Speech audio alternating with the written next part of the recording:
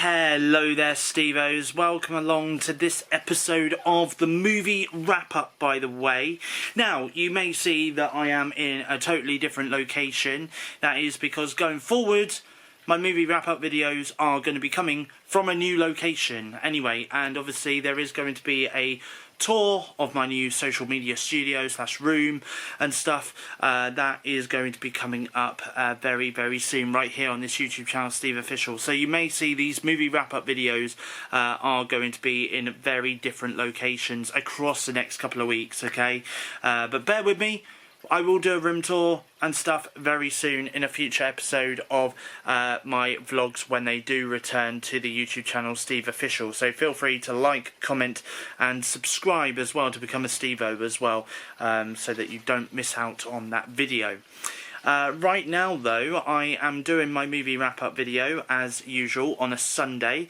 So without further ado, let's have a look and see what movies I've been reviewing and talking about this week. You're watching Steve's Movie Wrap-Up, episode 88, right here on my YouTube channel, SteveOfficial. The first movie I'll be reviewing in this episode is Project Hail Mary. So, the first movie I've seen this week is Project Hail Mary, which, by the way, I did get to see before it came out in cinemas on Thursday the 19th of March. I went and saw this on the 15th of March during the weekend previews that the cinema were holding.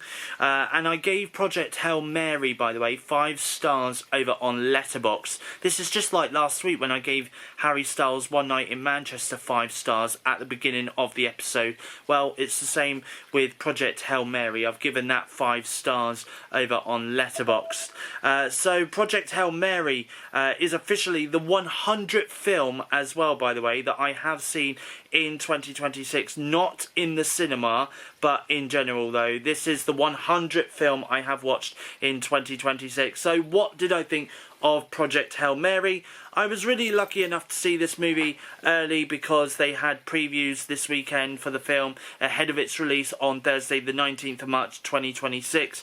However though, I didn't get the helmet popcorn bucket or cup because they didn't have any in stock, which is a bummer because that would have been so awesome to have on my new desk I have coming soon. I hope my local cinema starts stocking up on those Yoshi popcorn tins because I definitely want one of those when they come out alongside the Super Mario Galaxy movie in April. Project Hail Mary is such a stunning film and it deserves to be seen on the biggest screen possible. There is some amazing cinematography in this film which alone I think deserves the 5-star rating. I also love the dynamic relationship bond that we see between Dr. Grace and Rocky. It almost reminded me a little of Din Djarin and Grogu from The Mandalorian, a little. Their dynamic / bond was rather cute and sweet. Ryan Gosling stars in the film Project Hail Mary, and I must say his acting performance, being the main lead of the film, is amazing and phenomenal. He has appeared in a space movie before, which I do remember watching years ago at the cinema, thinking it was Ryan Reynolds. It was the wrong Ryan, of course, but I remember he did appear in a 2-hour-long space movie before, which for the life of me I can't think from the top of my head the name of the space film was, but nevertheless though he has done some work in this genre before. I mentioned just now about Ryan Gosling appearing in a space movie that was over 2 hours long before. Well, Project Hail Mary is no different, clocking in with a running time of 2 hours 36 minutes, so it is a long movie and there are some scenes in this which you may argue should be trimmed down a little because there are some scenes here that do drag on a little, but I think that is my only criticism of the film. Project Hail Mary is also based from a novel, and like all films that are based on a book adaptation, have I read the novel for Project Hail Mary? I haven't. I really should get back into reading books. I should definitely read the ones that have been turned into films for sure. Is Project Hail Mary a film I can see me rewatching and revisiting again sometime in the future? Yeah, I think so. Also, because this is from Amazon MGM Studios, it wouldn't at all surprise me if this film ends up being released on Amazon Prime Video in the future after its theatrical release. Mercy, which came out earlier this year, which I'm still yet to watch, is being released on Prime Video here in the UK in about a week's time. As a matter of fact, it has been released now on Amazon Prime Video, so if you do want to check that out, go and check that film out as well. But as part of Prime Video's subscription, so I will check that out then and review it, but it wouldn't at all surprise me if Project Hail Mary ends up on Prime Video once its theatrical run is finished, so I will likely rewatch it then. Do I recommend watching Project Hail Mary? Well, if you like space movies or sci-fi films, then I would recommend watching this for sure. Or if you like watching Ryan Gosling, then I would say check this one out. Also, one final note from me. I saw this on the biggest screen, and because it was preview weekend, the cinema was very nearly packed out with a crowd. This did have some funny moments in the film that got a few laughs from the audience and from myself as well. So it does have comedy elements throughout the 2.5 hour running time, which will keep you entertained. But Project Hail Mary is out now in cinemas and theatres worldwide. Send help. I have only seen 2 films this week, by the way, and the second film was Send Help. Both films, by the way, I went to see at the cinema. And also as well, I just want to say now, if you do see Simba walking around in the background, I do apologise. Not trying to put you off from your viewing enjoyment of this movie wrap-up, but you know what, he probably might keep you a little bit entertained if you see him in the background. But anyway, Send Help is the final film that I did see at the cinema this week, and in terms of films this week as well. Well, that was new anyway. I mean, I have rewatched a couple of films as well this week, but I'm not going to review those because otherwise I'll be here forever. But anyway, the new film that I have seen this week is Send Help, which I gave 3.5 stars over on Letterboxd. I have finally got around to seeing Send Help before it left cinemas.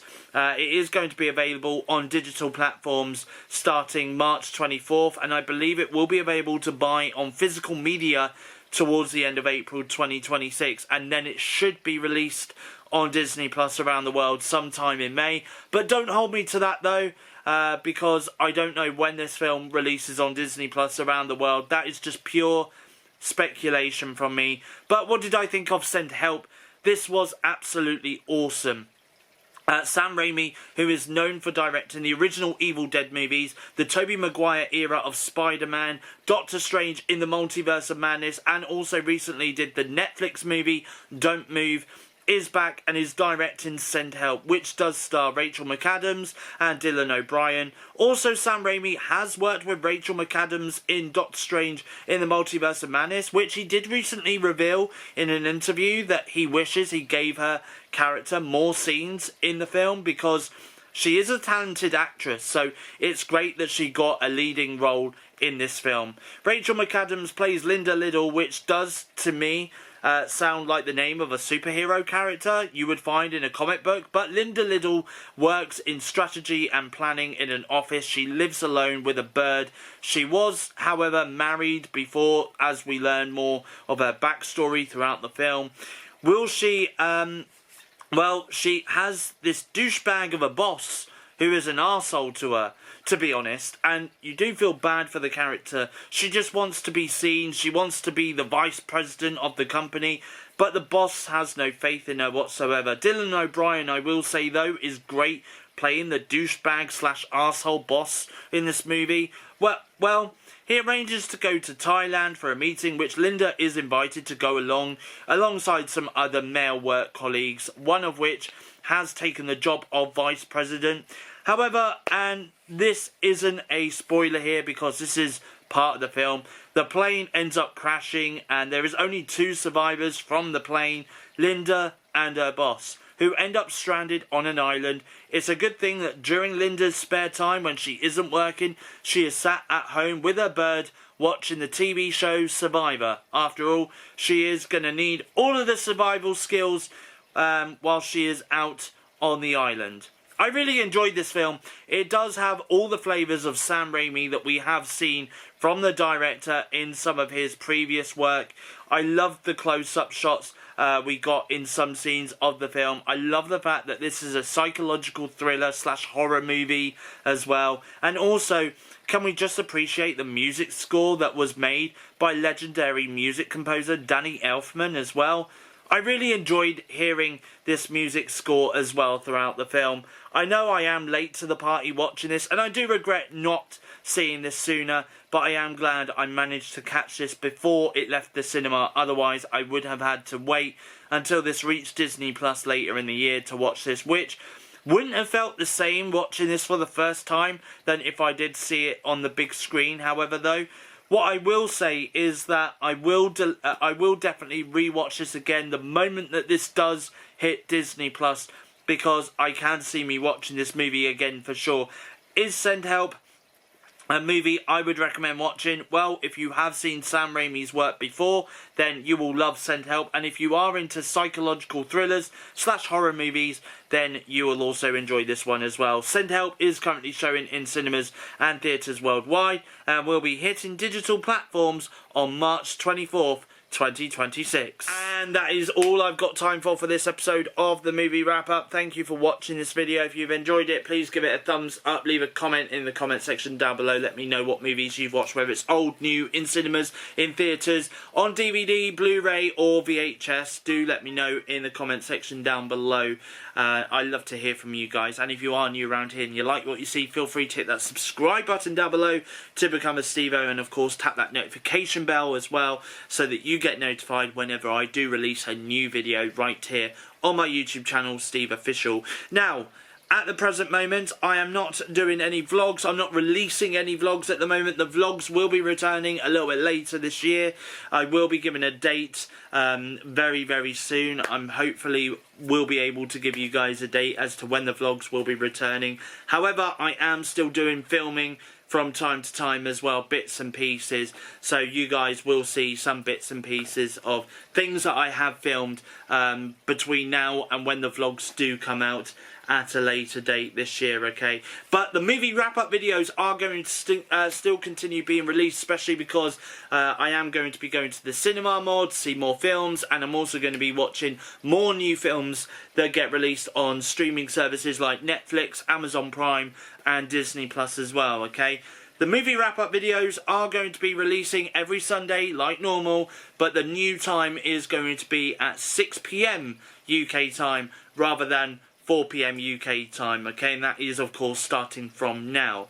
So I will be back next Sunday, that's Sunday the 29th of March 2026, 6 PM UK time, right here on my YouTube channel, SteveOfficial, with your next episode of the movie wrap up. But until then though, it's goodbye, thank you for watching, I'll see you guys again in my next YouTube video.